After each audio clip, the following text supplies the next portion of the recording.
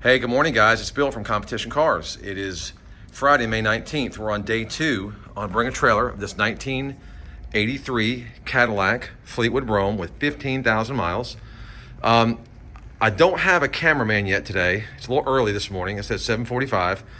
I got up this morning early. I had a busy day, and I said, you know what? Let me get to work and do these videos. I have to do 3 videos on this car, 3 videos on the other Fleetwood Brougham d'Elegance, and then a driving video on another car. And then I got new cars in as well. So my guys will be here shortly. But anyway, can't wait. Got to get the day going.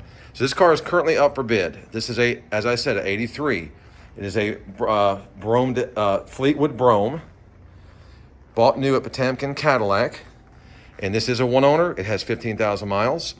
It's essentially a one owner. So the guy bought it brand new in 83. Granddad passed it to the grandson recently, and then he turned around and sold it to me. So it's been in the same family for the entire time that it's been owned. Now, I got one of my very good clients, Sergio from California. He's bought several cars from me. We had a conversation last night. He goes, Bill, what does this car need? He says, how nice is it? It looks beautiful in the pictures. Tell me what you can about it. And he asked about the tires as well as far as date codes. So let's start with the tires. The tread on these tires are obviously nearly 100%. There's no dry rot in between the tread. And the date, it has a DOT date of, it looks like the 35th week of 2018 is what that looks like to me. So 18, 19, 20, 21, 22, 23. So they're 5 years old. They're fine.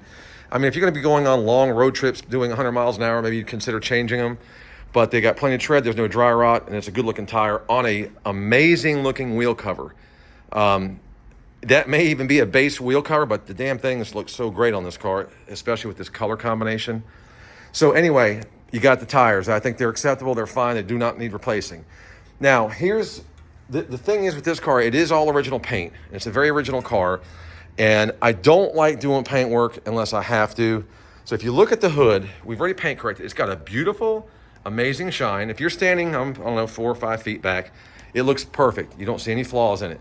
If you get really close and get the right lighting on it, you can see, I'm gonna call them crow's feet or checking, whatever you want to call it. And it's just on the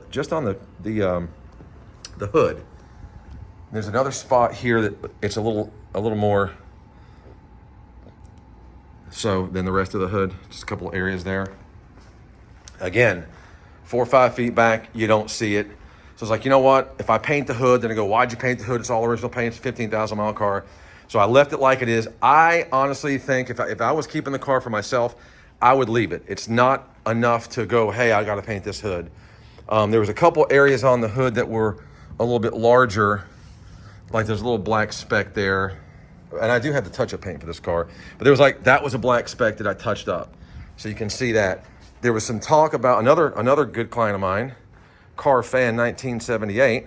He's a client and then always a active commenter and bidder. He talked about this filler. That is not a crack, that's a scratch that we touched up. Now, this guy that owned this car obviously was a military guy, so he's got these Navy badges on both sides. I think they're 2-way taped on there. I do not want to attempt to take them off because I don't want to destroy this original filler.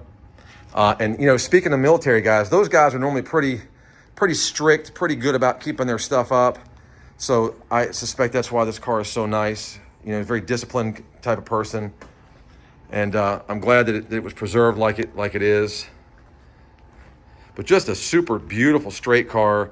You know, there was some talk on the thread about where the car came from as far as Potamkin Cadillac and some of the features that the car may or may not have.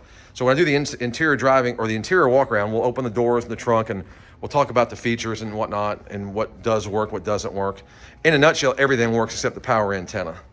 And that should have been disclosed on the auction as well. But look at the body, laser straight body. No dings, no dents. Anything that was, if there was a nick or a scratch, it's been, you know, buffed, polished, and touched up.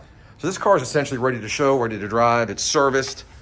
If you look at the service fee, I think I spent about, I don't know, $700 on this car, just doing some service work to it, just to make sure it was up to par. That's all in there.